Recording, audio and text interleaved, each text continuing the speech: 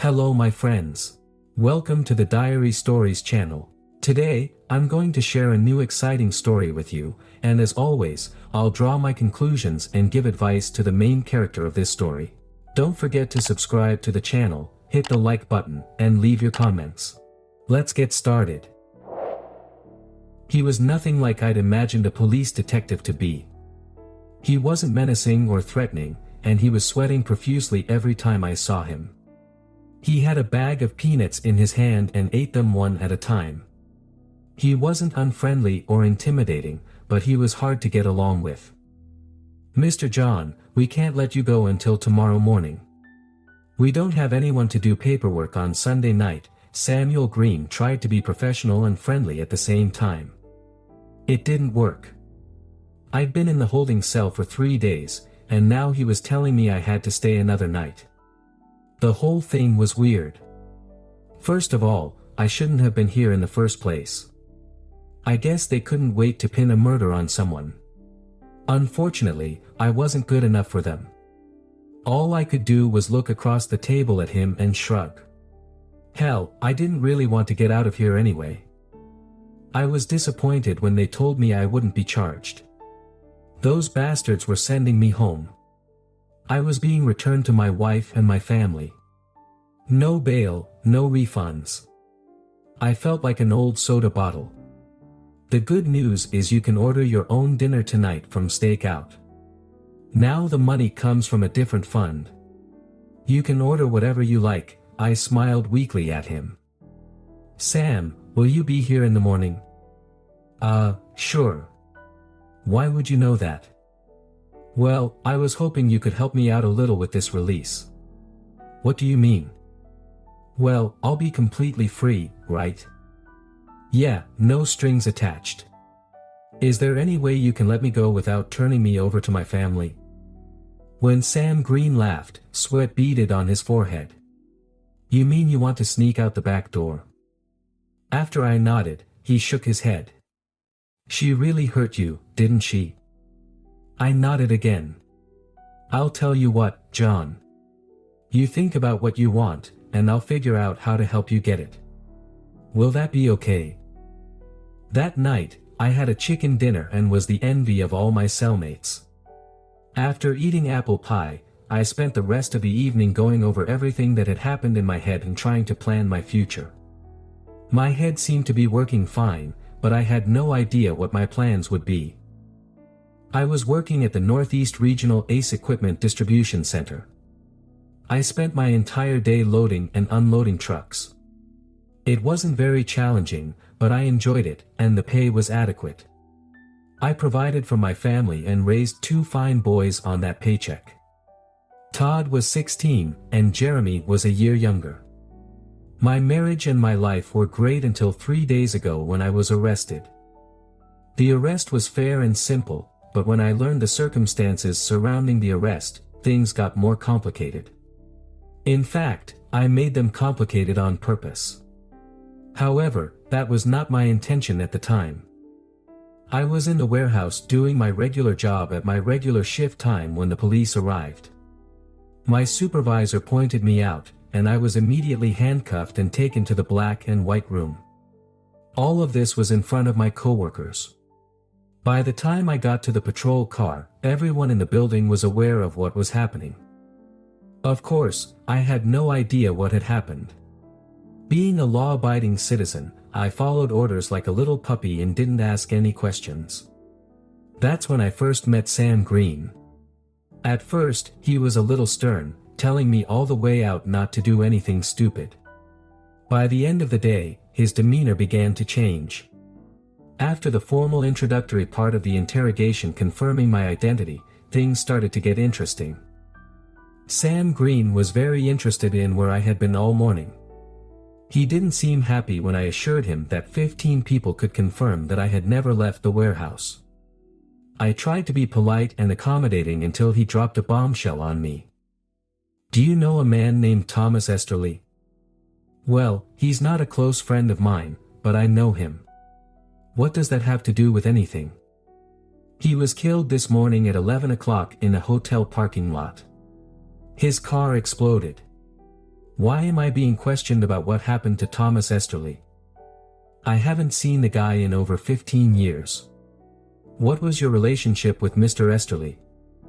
None. He was an old friend of my wife's before I met her. I met him a few times but never for personal reasons. What was the relationship between Mr. Esterly and your wife, Detective Green? You're starting to piss me off. Laura and Tom Esterly were a couple for several years. I met her about 6 months after they broke up. I never asked her about her relationship with him. I suggest you talk to her. We've already done that, Mr. John. We spoke to her 2 hours ago today. Why? Your wife was with Mr. Esterly just before he was killed. She was at the crime scene when we arrived. Suddenly, I didn't like the way the conversation was going. I had a good marriage, my life was perfect. Laura had never given me a reason to think otherwise. Of course, that could have been my fault because I wasn't looking for anything. It was because I never suspected anything. Tick-tack, tick-tock, my brain was finally working, and I didn't like the conclusions I'd come to. Since I didn't respond, he spoke again. The hotel security cameras show Mr. Esterly and your wife entering room 311 at 9:45 and leaving at 12:30. Your wife returned to her car, and Mr. Esterly returned to his car. When Mr. Esterly tried to start his Mercedes, it exploded. Your wife was far enough away that she wasn't hurt. Can I get a cup of coffee? He seemed a little annoyed by my request.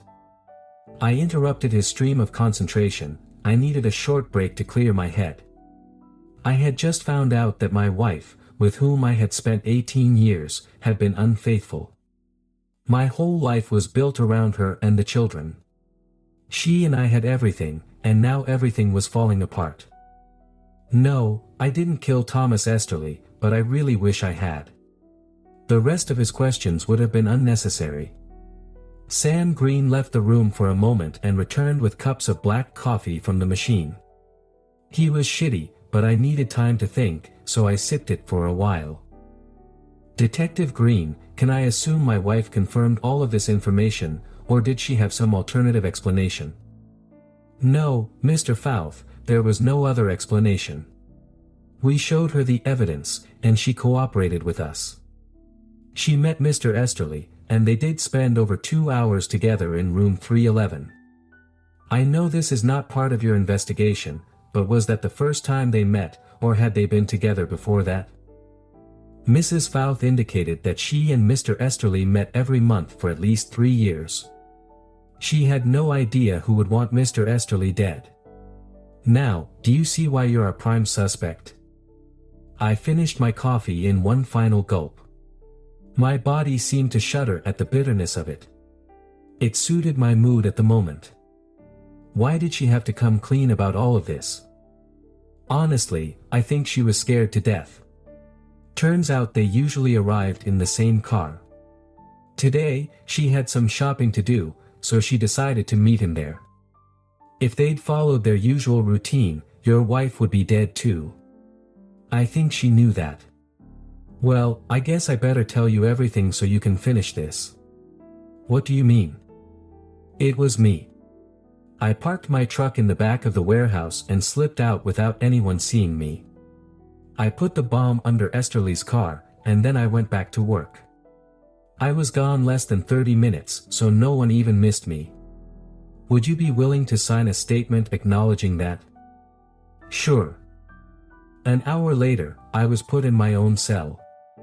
Most of the other detainees had to share a cell, but murderers were given separate cells. So why would I do something so stupid? It was simple, really. I was a quiet guy, but I was proud. How I treated myself was important to me. Of course, that meant that how other people treated me was also important to me. This situation changed everything in the blink of an eye. It was now obvious to me that my wife had little respect for me. I believed Detective Green when he said that Laura had been having an affair with Thomas Esterly for 3 years. Not because of any information I had, but simply because there was no way she would make something like that up, and neither would he. Not only did I not want to live with her anymore, I didn't even want to see her. I was sure she would have a logical explanation for everything, but I didn't want to hear it. The best way to avoid her was to go to jail. My relationship with my 2 sons had always been great. I never did anything to embarrass them or make them feel like I wasn't a great father. Right now, I didn't feel like a great father. I was cuckolded. My wife, their mother, openly admitted to sleeping with another man. There was no way that information would not get out to them. I realized I couldn't look at my sons and hold my head high. After everything happened, she humiliated me in front of my boys. She took away my manhood in front of my children. How could I face them without feeling like I had failed them? My best plan of action was to announce to the world that when I found out what was happening, I took action to stop it. I sent my son, who ruined my marriage, out of this world. That way my sons could be at least a little proud of how their father handled the situation. In fact, I wish I had actually done it. It was better than nothing anyway. Right now, I didn't want to meet my sons any more than I wanted to meet my wife. There was no way I could get back to work. I played cards and bowled with all the guys. If they knew that my wife had been cheating on me for 3 years, would never get over the humiliation. I would have to endure more than I could bear, so there was no way I could go back to Ace Nardari. The situation with my family would be exactly the same. I didn't want to run into any of them. There was no explanation for what Laura had done to me that wouldn't make me look weak. My only hope was to go to prison and forget them all. The plan was to avoid a trial by signing a plea bargain. If you believe the movies and TV, they always offer you a plea to save the expense and trouble of a trial. All I had to do now was wait for the arraignment. I didn't care what happened to me, but I refused to stand there and face a bunch of people I knew and look like a cuckold loser. One of the nicest things about my incarceration was that I could refuse visitors. I was more or less forced to talk to the public defender who was assigned to me, but I refused to see my wife or my brother Will, except for my attorney. I spent most of Friday alone. They gave me a newspaper, and articles about the murder of Thomas Esterly were everywhere. I was named as the alleged killer, and Laura was loudly proclaimed the Holiday Inn. My sons must be so proud of me. It turned out that Esterly had made a small fortune in the real estate market and had also married well. Sam Green came by after dinner. "John, I have one quick question, and then I'll let you go. Where did you get the black powder you used to make the bomb?" "There was a gun show at the Lancaster Fair last summer. I bought 2 cans there, but I didn't have a receipt." I realized something was wrong as soon as I answered him. He had a big smile on his face as he walked out of the chamber. "I'm not sure, but I thought I saw him wink." I thought the answer was pretty good because the boys and I did go to that gun show. Saturday started out boring. After lunch, 2 guys from the Alcohol, Tobacco, and Firearms Administration in Washington showed up. I didn't like them and refused to talk to them without my attorney present. It was a weekend, and they couldn't find my public defender anywhere. They left after a few hours but didn't seem too sad. The rest of the day passed without incident, except for a very brief visit from Sam Green. He just stopped by and asked me if I was okay. I nodded affirmatively. He smiled again and left. Sunday afternoon, Sam came back, and we spent some time together. That's when everything fell apart, John. It took us a couple of days, but eventually, we put the pieces back together. I didn't like the way you tried to mislead us, but I understand why you did it. I sat quietly, waiting for him to say something else. The ATF guys were able to find out all about the bomb that killed Thomas Esterly. They were even able to identify the guy who probably built the bomb, and they were right, it was C4, John, not black powder. Last night, they picked up the professional bomber who made the bomb, named Frank Donato, in Philadelphia. Phone records indicated that he had contacted Sylvia Esterly, Tom's wife, 13 times in the last few weeks. Sylvia Esterly withdrew $25,000 from her bank account last Wednesday. She refused to say what she did with it. Well, that pretty much ruined my plan. I sat and listened for the next hour as Sam Green described everything that had happened. Laura would be a collateral victim. Sylvia Esterly would be happy to have Laura in the car with her husband. And then it was over. I waited for Monday so I could be released. No bail and no refunds, that damned phrase echoed in my head like an Amy Winehouse song. Prison time would have left me with some dignity, now I had none. I was being released to a cheating wife, 2 sons who I was sure had completely lost respect for me, and a job I would be too embarrassed to return to. I could no longer make eye contact with my family or friends. The saddest part was that I had nothing to do with any of this. I was a victim with no collateral and no return. What the hell did that even mean? Sam was a man of his word. I could see Laura, Todd, and Jeremy in the lobby when I checked out. Sam took me aside, and we walked out the entrance to the parking garage. He waited for the banks to open so I could get some cash. I kept what was in the checking account but took the $222,000 we were saving for a new house. Then my new detective buddy drove to the Ace warehouse so I could pick up my truck. Sam and I shook hands. I had my truck and some bucks. I decided there was nothing in the house that I couldn't live without. He came back to meet my wife and kids as I drove south on the highway. My first stop was in Knoxville. After a nice dinner and a cold beer, I turned on my cell phone. I had 13 messages from Laura, which I deleted, and then called Todd. "Dad, is that you? Where the hell are you?" "I'm fine. Are you alone right now? Can you talk?" "Yeah, Mom's in the bedroom, she's been in there all day. Jeremy's here with me." "I'm sorry, son, but after what happened, I just couldn't bring myself to come home." "Home? I hate to part with you guys, but you're both pretty mature, and I think you'll get over it." "We're doing fine, Dad. Mom looks like a wreck, but she doesn't get much sympathy from anyone, including us. You guys are going to have to take care of everything for a couple of years. I'll send some money as soon as I can." We talked for a few more minutes. Things with my sons were not as bad as I expected. They seemed to be on my side, even though I had run away. That night I slept better than I expected.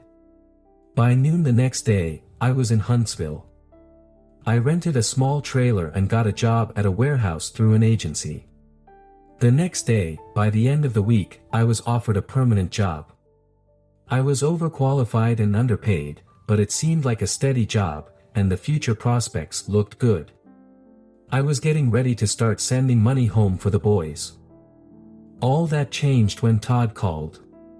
Todd and Jeremy had moved out of our house and were now living with my parents. Jeremy and Laura started fighting. It ended with Jeremy getting slapped several times by his mother. He defended himself, but he didn't hit her back. Todd was very careful to explain that it wasn't Laura's fault in any way. Laura tried to convince the boys that what she had done was somewhat justified. Todd tried his best to keep his cool, but Jeremy exploded. He seemed to call his mother every name I could think of. Eventually, it got to the point where Laura couldn't take it anymore. In a fit of rage, Laura screamed that they should have just left with her spineless father. Todd and Jeremy moved out the next morning. 2 days later, my father arrived in Huntsville with my 2 sons. I had no problem trading my small trailer for a larger one. Dad stayed for a couple of days and then came home. Todd had the presence of mind to get their high school diplomas before they left, so there was no problem getting them to start living near each other. The biggest challenge was getting the 2 of them to decide what kind of car they were going to buy. I think Todd won because Jeremy didn't have his license yet. We haven't heard from Laura. She never contacted my parents either. Over the next year, I got 2 good promotions with pay raises. We moved out of the trailer and into a small rented house. Todd had a girlfriend and a part-time job. Jeremy had a driver's license and a car on jacks in the backyard. We shared household chores, but I was stuck on cooking. I was at work when I received the divorce papers. I never got an explanation or apology. I really didn't want that. I would love to tell you what horrible things happened to Laura, but I can't. She was out of my life, and I wasn't going to let her back in. I'm sure she's sitting in a comfy chair or barstool somewhere, wishing me well. Just thinking about it brings a smile to my face. I'm sorry, Laura, you've lost. No deposit, no refund. My conclusion to this story and advice to the author. Seek professional help. Encourage Mr. John to seek therapy or counseling to help cope with the emotional turmoil resulting from his wife's betrayal and the subsequent events.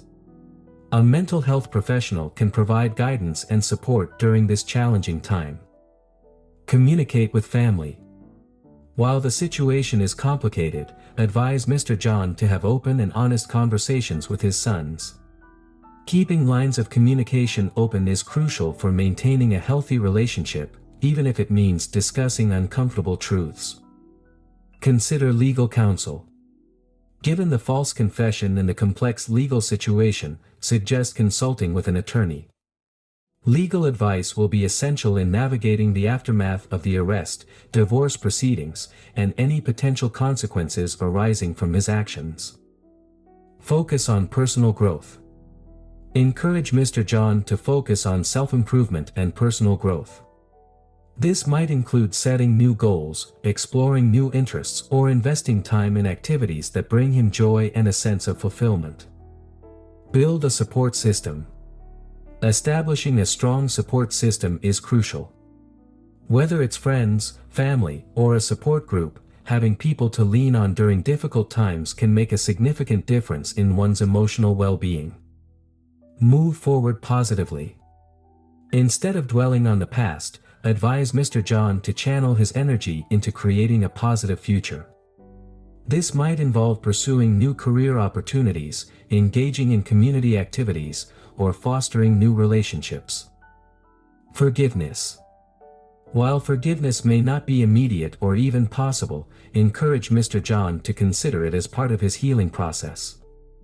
Forgiving doesn't necessarily mean condoning the actions of others, but can be a way to release the burden of anger and resentment. Learn from the experience. Urge Mr. John to reflect on the events and learn from the experience. Understanding what went wrong, how he can grow from it, and ensuring he doesn't repeat similar mistakes will be vital for his future well-being.